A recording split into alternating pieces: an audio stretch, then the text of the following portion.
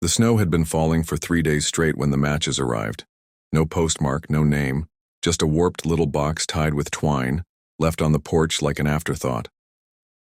Christina laughed when she saw them, her breath curling into the freezing air. "Upstate weirdos," she said, tossing them onto the kitchen counter. But that night, as we lay beneath the skylight watching the storm, something scratched at the floorboards beneath us, long, deliberate drags of fingernails on wood. I told myself it was the wind. The house was too quiet otherwise. All glass and sharp angles perched on the lake like an insect waiting to molt. At night, the snow hissed against the windows, relentless. By the third day, the drifts buried the deck stairs. Christina stopped joking about the matches. It began at 2:17 a.m., a sound like a chainsaw gargling oil. Not the storm, something mechanical. I pressed my face to the bedroom glass, the cold biting through my cheeks. Across the frozen lake, a single snowmobile lurched through the blizzard. No headlight, just a silhouette jerking forward in spasms, as if the driver's spine couldn't quite remember how to bend. Christina stirred behind me. "Who'd be out there now?" Her voice trembled. The machine stopped. The figure climbed off, limbs folding at all the wrong angles, and turned toward the house. Even through the snow, I felt it staring. Then the screaming started. A woman's voice shredded raw. "Help, my boy! He's out here!" Christina gripped my arm. "We have to go." The cold outside didn't feel like winter. It clung, thick and oily, seeping through my gloves as I stumbled onto the deck. The woman stood 50 yards out on the ice, waving her arms in circles too wide for human shoulders. Her parka hung open, the hood swallowing her face. "Please," she shrieked. "He's only 6. I took a step forward. The snowmobile sat, behind her engine still running. No child, no footprints but hers. And her tracks, they weren't boots. They were bare feet, narrow and too long, the toes dragging through the powder like claws. Christina called from the doorway. "What's happening?" The woman's head snapped toward her voice. The hood fell back, no face. Just a sheet of ice, where skin should have been, cracked into a smile. Then the giggling started, high and wet, rising from beneath the deck, from under our feet. The woman's mouth didn't move, but the voice slithered out anyway, giddy and rotting. "Mommy found you." The cold bit deeper with every step toward her. Wind screamed across the lake, but her voice cut through it like a scalpel. Too clear, too close. "He's only 6, she pleaded, gloved hands clawing at the air. Her parka bristled with matted fur, yellowed and patchy, as if skinned from something sick. Christina's voice chased me from the house. "Be careful!" The woman tilted her head bird-like as I crunched closer. Snowflakes clung to her lashes. "Didn't melt. You brought the matches, didn't you?" Her lips stretched into a grin, too wide for her face. "Strike one. Just one. Let's see. What catches?" My breath fogged between us. That's when I noticed. Hers didn't. The gun appeared in her hand like a magic trick. Rust pitted the barrel. The grip was bound in frayed twine. "Wallet, phone, now!" I threw them at her feet. She didn't blink, just kept smiling, eyes locked on mine as she bent to scoop them up. Her spine curved wrong. Too many vertebrae. Then she was gone, the snowmobile roaring to life with a sound like a dying animal. Tracks gouged the ice behind her, jagged, spiraling. Nothing like treads. The police found nothing, no woman, no child, no snowmobile.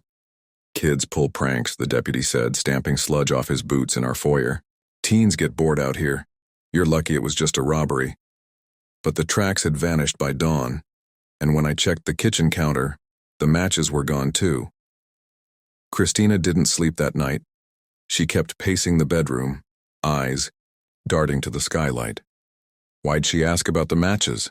I didn't tell her about the scratches I found later, deep charred grooves in the floorboards beneath our bed, as if something had clawed its way up, then changed its mind. Host's refund hit my account at 3:07 a.m. His voicemail trembled. "I've never left a package. Never used matches. That house, it doesn't even have a fireplace. By morning, Christina was gone, not her things, just her. No note, no trace. The cops called it flight response, said she'd turn up. But last night, my phone buzzed. Dead, since the lake, with a single text from her number. A Polaroid attached. In it, Christina stands waist-deep in snow, face blurred. Behind her, the lake house windows glow, and in every pane, a small hand presses against the glass. No bodies found. No closure. Just the matches, reappearing last week on my doorstep, now half burned, reeking of lake water and braided hair. The lake house attic smelled like mothballs and grief. We'd crammed it full of Nana and Pop's things after the funeral, her porcelain dolls, his rusted fishing tackle, quilts stitched with threadbare prayers. Mom said it was like preserving pieces of their souls. But by midsummer, the dolls' glass eyes had fogged over, milky and wet, as if the attic's darkness had seeped into them. The veteran moved in during a drought year. Dry rot clung to the walls, and the lake shrank to a scabbed-over pit. Mr. Voss arrived at dusk, his truck sagging under crates of tools that clinked like surgical instruments. He never waved, never spoke, just stared through us with one rheumy eye, the other hidden behind a patch of scarred leather. Dad said he'd earned the right to be strange. War breaks men into pieces, he told us. Not all of them fit, back together, right? But the landscapers saw what we didn't. They'd find him perched on the dock at dawn, shirtless, skin puckered with burns that glistened like raw sausage. He'd hum as they worked. No melody, just a low, wet drone that made the chickadees fall silent. Once they caught him wading waist-deep in the lake at midnight, dragging a burlap sack through the water. When they shouted, he turned slowly, smiled with too many teeth and whispered, "Just feeding the carp." The sack sank. Nothing floated up. Mom found the photographs first. She'd gone to check the attic after the landscapers called, voice shaking, about things in the rose bushes. The dolls were rearranged, facing the wall. Pop's fishing rods hung from the rafters, lines knotted into nooses. And in Nana's antique vanity drawer, Polaroids, children playing by the lake, blurred and waterlogged, all taken from the attic window, all dated during weeks we hadn't been there. The day Mr. Voss left, he parked his truck at the tree line and lingered. His beard bristled with flies as he pressed a key into Dad's palm. "You'll want to burn the place," he rasped. "But it's too late. They're already in the walls." Dad laughed it off, until the landscapers came to reseal the attic. They found the floorboards pried up, the space beneath hollowed out and lined with nests of matted hair, animal bones and tiny handprints in dried black mud, and at the center a single matchstick, charred, stinking of sulfur and lake rot. No bodies, no answers, just the dolls, turned back toward the room now, their milky eyes split by jagged cracks, watching. Bear died 3 hours after we found him. The vet said it was internal bleeding, something sharp, jagged. But the cuts on his paws didn't look like knife wounds. They curled, surgical, like something had peeled him open from the inside. The attic hatch hung crooked when we got back, its edges splintered, not broken in, but out. Dad didn't smell the sulfur until he was halfway up the ladder. By then it was too late. Mr. Voss sat cross-legged in the center of the attic. Pop's rusted tackle box spilled open beside him. Dolls ringed him like a jury, their cracked eyes tracking Dad's every move. The flashlight wasn't his. It was Nana's old hurricane lamp, the one we'd stored in 2007, its glass now smeared with something oily and black. "Told you to burn it," Voss rasped, not turning around. His beard writhed with moths. "They're in the walls now, in the pipes. You can hear 'em at night, licking." Dad raised the knife. "You hurt our dog." Voss laughed, a wet, gurgling sound. "Wasn't me. You woke him up when you sealed the attic. They don't like being caged." He held up a match, the tip blood-crusted. "Strike one, just like she said." The dolls twitched. Not much, just a finger, a tilt of the head. Dad froze. "They're in your wife's lungs right now," Voss whispered. "Crawling down her throat while she sleeps. You'll find her tomorrow, stuffed in the closet, smiling." The knife came down. They ruled it self-defense. The cops didn't ask why Voss's body crumbled like wet ash when they touched it. Didn't question the attic floorboards, warped into perfect handprints around his corpse, or the dolls now arranged in a circle facing Mom's wedding photo. But I heard it that night. After they took his body, after the sedative swallowed Mom's screams, scratching inside the walls, clicking in the pipes, and Bear's collar, jingling downstairs, long after we'd buried him. Waves lap against the dock, crickets hum. A flashlight beam slices the dark lake, etching 3 short, 3 long, 3 short pulses into the night. Then silence. Kevin, voiceover trembling. They say lakes swallow secrets better than oceans.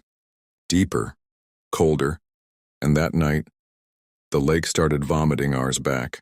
The camera glides over black water, moonlight rippling like dead skin. A distant flashlight flickers again. SOS, closer now. James, slurring, uneasy. Dude, that's our pattern. Same timing, same gaps, like it's mimicking us. Kevin's phone buzzes. A notification. 1 voicemail. 5550173. He clicks play. Static. Then a wet, gurgling voice. Voicemail.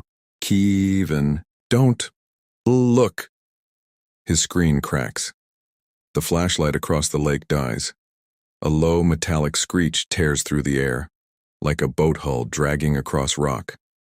They shouldn't have taken the kayaks. But the tequila burned away the fear, and James kept chanting, "It's just some rich kid fucking with us," as they paddled. The flashlight pulsed again, guiding them to a crumbling boathouse on the opposite shore. No lights in the windows, no cars.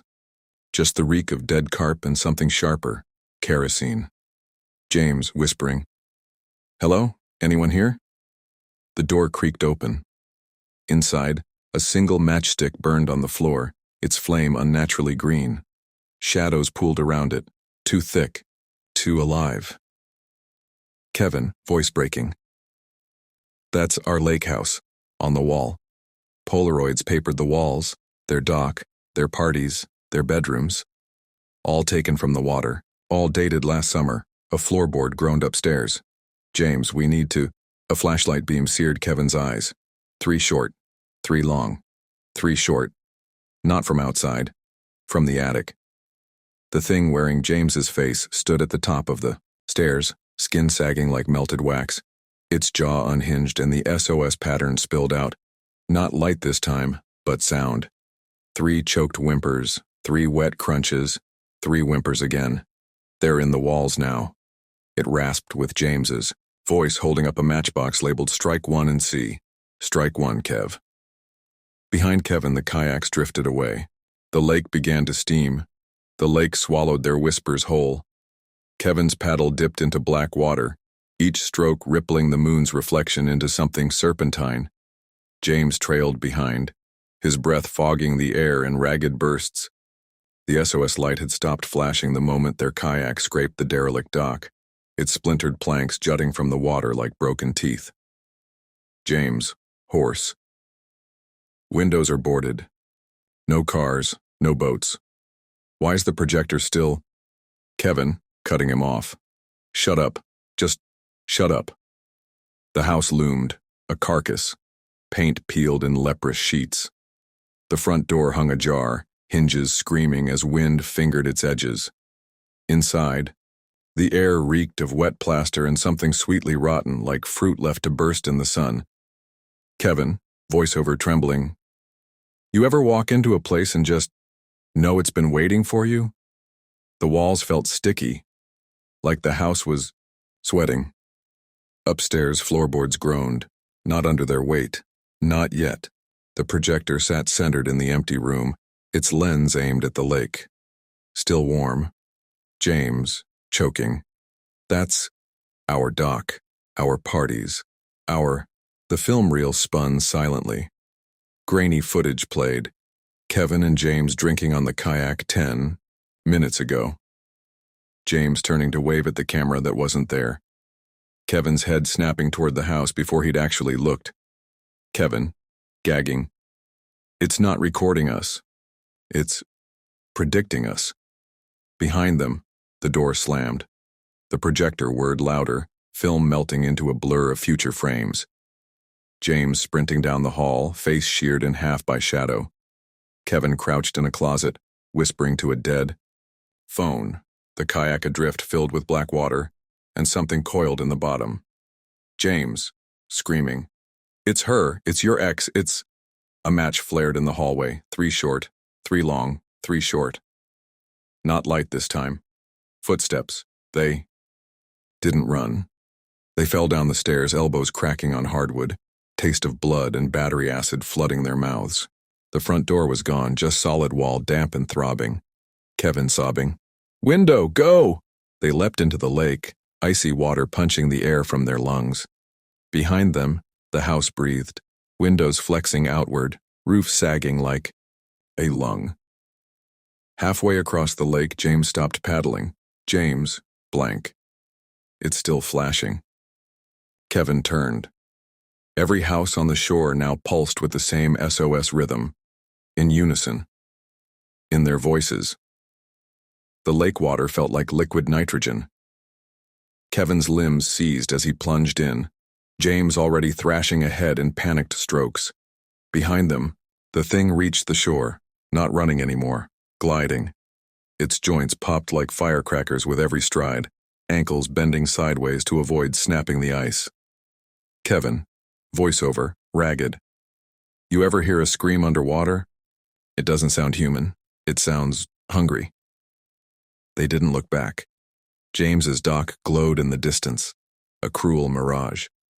Halfway across, Kevin's foot brushed something solid beneath him, not ice, not rock, something that rippled against his sneaker, keeping pace.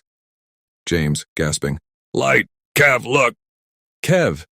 Every house on the shoreline now pulsed with the SOS rhythm, in their voices, in unison. The cops found nothing. No footprints, no projector, just an oily smear on the abandoned house's window, the shape of a hand with too many fingers, pressed against the glass from the inside. But when the officers left, the lake exhaled. Bubbles rose, fat and putrid, birthing a waterlogged matchbox that drifted to shore. Inside, one charred match, the label now reading Strike 2. 3 days later, Kevin's ex texts him at 3:07 a.m. photo attached, her standing in the boarded-up lake house, projector aimed at his bedroom window. Message, "You left something behind." When he zooms in, the projector's film reel shows a frame of tonight. Kevin alone in his room, phone in hand, eyes wide as the screen captures this exact moment. Some things are better left unknown, but if you dare, subscribe for more nightmares.